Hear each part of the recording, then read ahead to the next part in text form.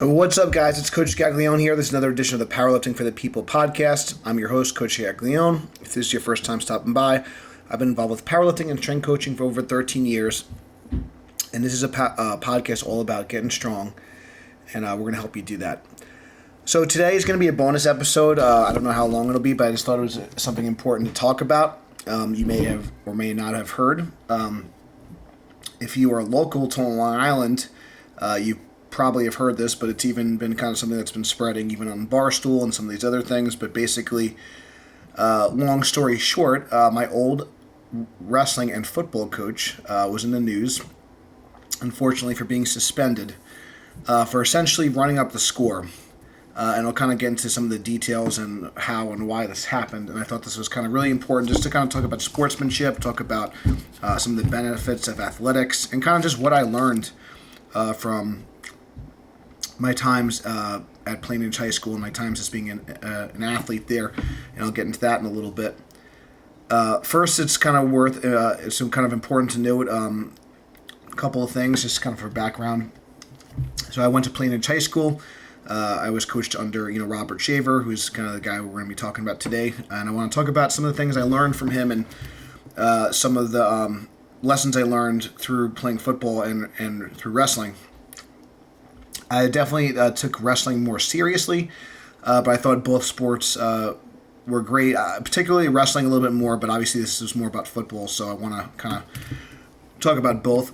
But wrestling is a little bit more of an individual sport, obviously still on a team, so that's why I found the parallels between wrestling and powerlifting were definitely very similar. And football obviously is more of a team sport, but both taught me a lot of different things. And they had such a big impact on me that I became a coach. And I want to talk about that a little bit. So one of the reasons that I got into coaching in the first place is I felt like it really had a positive impact on not just my physical advancement, but also my mental and emotional advancement. That being said, I did not achieve my goals as an athlete. I had a lot of injuries and things like that, and I could have definitely trained a little bit smarter. I could have trained more optimally. It's one of the reasons why I got into strength and conditioning, because I wanted to learn a more optimal way to train and to help prevent injuries. And that's been kind of a big kind of reason why I coach the way I do, and it has a lot to do with our training philosophy and always focus on health and longevity as well as performance. But besides that, I think even though I did not achieve my goals, and that's kind of why I got into it, I learned a lot. It was a lot more positive than negative, and I definitely see that now. Even though I did not, even though I wasn't successful in achieving what I wanted to, and that's kind of the biggest kind of point today is that you could still learn a lot from losing. You could still learn a lot from getting taking your lumps and getting beat down. And I think that's okay. I think it's important to learn from failure. It's important to learn from losing. There's always these kind of memes and motivational quotes of all the greatest failures. And, Michael Jordan was kind of cut from the varsity team. Obviously, I think the caveat to that, I think, was he was a ninth grader or whatever. But there's all these stories about kind of people who failed and, all these successful people. And it's just kind of a lot of times it's about weathering the storm and kind of moving forward and kind of learning from your mistakes. But anyways, so I'll kind of come back to that in a second. I want to just kind of discuss on the story itself that you may or not have heard. But basically, in Nassau County, and it's a Section 8, Long Island, New York, there's this kind of rule. The rule is basically that I'll kind of paraphrase a little bit, and I apologize if it's not exactly correct, but essentially, once you're kind of leading a team by 42 points or more, that you need to kind of take action where you're kind of not running up the score. You are going to have to kind of put your substitutes in and things like that. It's kind of a weird rule. I'm not sure exactly how it happened and whatnot, but there was some other instances when this rule did happen. But this is the first time that this committee, that's kind of part of some higher ups in Section 8, actually took action with this rule. So it's very interesting. But So I want to just kind of read a little bit. This is actually a message from our superintendent. I thought it sums it up really nicely, and then I'll kind of give my thoughts on it. Yeah, so it's just a really, really interesting story. But I think the superintendent's message kind of sums it up nicely, and I just want to give a little context about the rule. But essentially, they were our Plainridge High School was facing Southside High School, and both teams were undefeated. Southside has actually had more of a power rating, which essentially means you would be like the number one ranked team. They have a very, very good team as well, and just ended up happening that Plainridge played a better game, and Southside was still kind of in position, but I guess toward the end of the game, Plainridge kind of took over a little bit, and then it got a little bit out of reach. But here or there, it's when you're competing against like your number one opponent, especially, you're not trying to like let them think they have a chance. Part of it is a psychological game, and part of it is making a statement. And I think that's important. Going into our powerlifting, using powerlifting as an example. In both cases, when Larry Williams broke the all-time world records at 242 and at 275, I want to say Larry broke them by a good close to about 70 pounds each time. I'd have to double check. I believe Andrew Herbert hit around a 2100 total originally, and then Larry came back with a 2171 total, and I believe also Stan Efforting at 275 hit about a 2200 pound total, and then Larry came back to hit it 2275 total. So we elected to chip it on the second attempt, and then we wanted to knock it out of the park after that. We weren't trying to just like skate by. We wanted to establish those records and kind of make them out of reach. I know in the case that Kevin Oak has recently broken Larry's 242 record, and he barely broke it. I think by like 1 kilo or so, and it took him over 3 years to do that. Larry's records, especially in this time where raw lifting is exploding, Larry's done a great job of kind of hitting pretty impressive marks and keeping those records over time. And then obviously the 275 record is still standing. Dennis Cornelius tried his run at it a couple of times and was unsuccessful numerous times. So it's impressive stuff. And then the same thing we're going to do when we were going after the 308 record. We'd like to chip it initially, and then if we can up it by 30 pounds or so, that'd be great. We're not trying to just barely win. We're trying to dominate. We're that Andy Frisella kind of 100-0 mentality. We're trying to dominate. We're trying to be the best we can. And we believe that competition also just rises all the players. And you could see that in powerlifting now. There's just so much, the talent pool that's coming in is so much better, and everyone is elevating their game as a result. So I think that's important. We don't want to just barely like skate by. We want to play to win. We want to play to win, so that's important. So let me just go back to the story here. So this is a message from our superintendent at Plainridge, in the Plainridge School District, which is Ed Salina. This message is about his professional opinion on a Newsday article that's Plainridge football coach Robert Shaver suspended for running up the score. So this is what I'm just going to read it verbatim, and we'll go from there. So this is from Edward Salina, our superintendent. The title of the article should have been Nassau County Section 8, Lopsided Score Committee Blows It Again. Ironic that a little over 30 days ago there was an article in Newsday Online titled Nassau's Football Sportsmanship Rule is Working. I can state for the record that their rule is not working. I am all for treating everyone justly, but it is my opinion that Coach Shaver was done wrong by this group of self-professed experts on sportsmanship. Who said that these people are experts on sportsmanship? Who appointed these people to run the kangaroo court, being the judge, jury, and executioners? I have knowledge that there are cases in Nassau County where the score was over 42, which is what the rule states, and this group took little or no action, but they suspended Coach Shaver.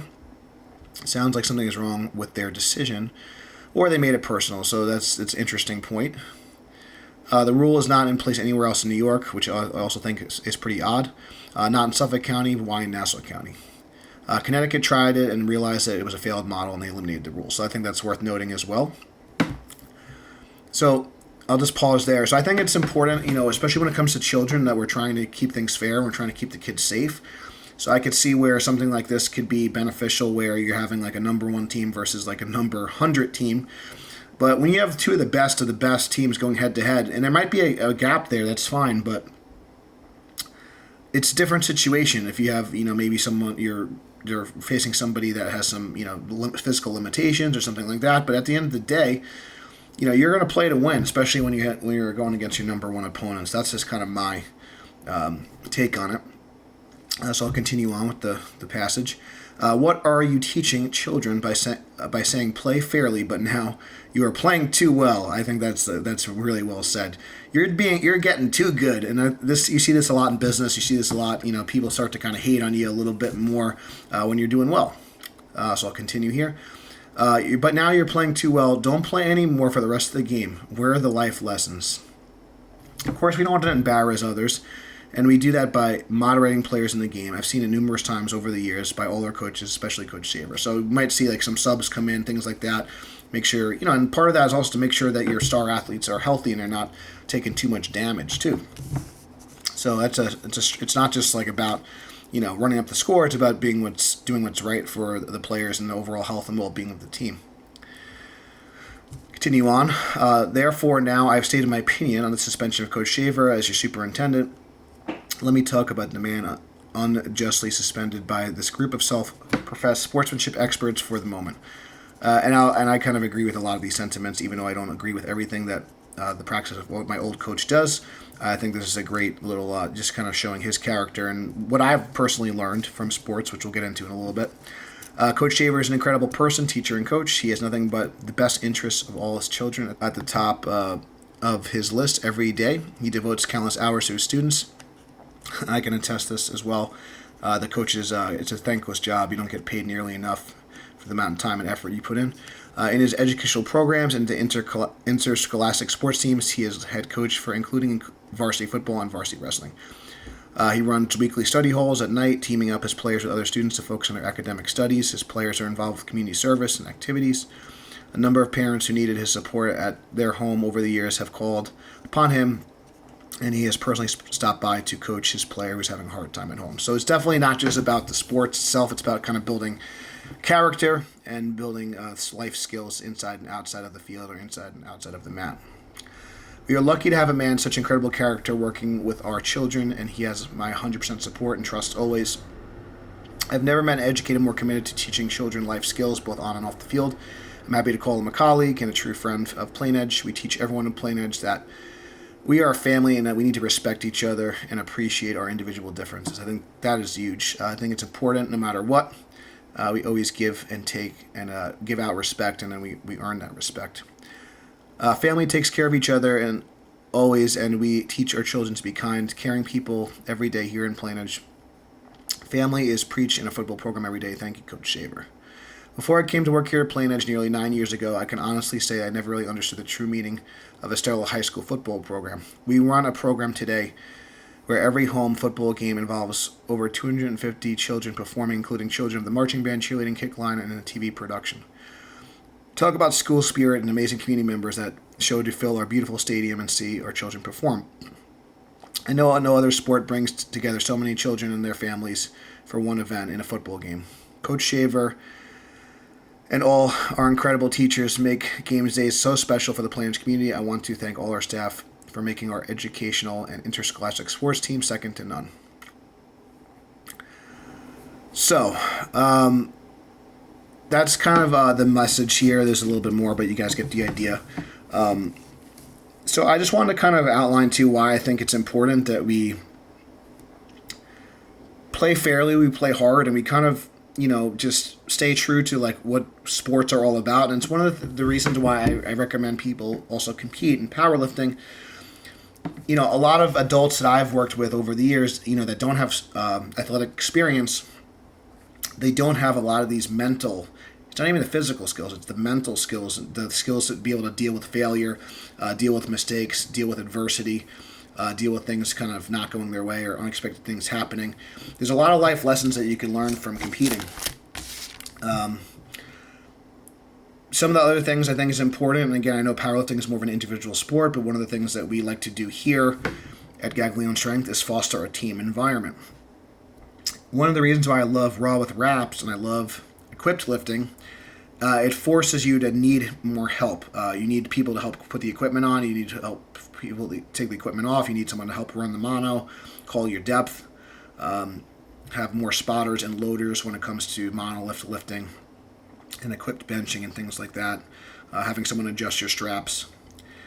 It forces you to work with others, and I think that's an important skill. I think that's really important. I am naturally an introvert by nature, and I think it's really important that we just learn to kind of come together. We learn that we could help each other. I think that's really important. This is I definitely learned more so in wrestling than football, but I know like for myself, the more work I kind of put in, I felt like there was definitely a benefit, especially in terms of my training. I learned kind of you get out what you put into it. So I spent a lot of time going to morning wrestling and going to clinics and things like that, and I definitely improved a lot. The more reps I kind of put in.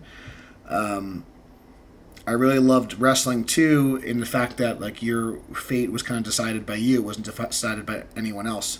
So you really learned a lot of responsibility, and you couldn't kind of blame somebody else. So that was super important for me. Learning the work ethic, learning to take responsibility for your mistakes. If you made a bad play or had a bad match or something like that. In terms of sacrifice, that could just be like a time commitment for both sports and wrestling in particular, where you have to make a weight class. Kind of learning to sacrifice maybe some food or water to make weight, to be more strict with your diet and nutrition. But also learning there's a payoff when you sacrifice things and when you kind of prioritize the more important things in life. Along the same token, having attention to detail, so whether that's kind of studying film on an opponent, kind of just paying attention and being focused and kind of being present when you're at practice, present when you're training, present when you're with your team and in the match. If it comes to like football, like being in the huddle, remembering your counts, remembering your assignment. The attention to detail is big, and I think a lot of people in this day and age, we're so distracted with social media, we're so distracted with our phones. So having that focus and being present is a huge skill that we can kind of learn from sports. When it comes to powerlifting, you gotta know if you're on deck or when you're up and when you're kind of get your stuff on, you have a time limit. So I think these are important skills. Having that attention to detail is big. One thing that could be viewed as a negative or a positive, but you're going to get some bumps and bruises when you're an athlete, when you're in sports, whether you're training hard or smart or not. You're going to have to kind of understand the difference between being hurt and being injured, and you're going to have to learn to kind of make adjustments and train around pain sometimes. And I believe sometimes being in pain can make us really appreciate even more so when we're feeling really good and when we're feeling 100%. But sometimes I know a lot of people that aren't used to dealing with pain, they just throw their hands up and they just quit right away. They have no concept of just trying to work on what they can work on and not what they focus on what they can't do instead of what they can do. So learning to focus on what you can do and not what you can, and learning to kind of work around injuries, deal with injuries and deal with pain, I think is an important skill. Because a lot of us want our bodies and everything to kind of be perfectly healthy and perfect all the time, and that's just not really realistic. And learning to kind of just focus on what you can do, not what you can, is a huge, huge life lesson, because there's sometimes things are out of our control, and we need to focus on adapting and moving forward. The last thing I think is really pertinent to this whole running up the score thing. I think it's important to learn how to get your ass kicked. I think especially when it comes to physical sports like wrestling and football, where you literally could get your ass kicked. You literally can get yourself thrown on the floor and beat down and slammed. It's a good thing. It's a good skill to know how to fall down and get up again. It's a good thing to learn how to never quit.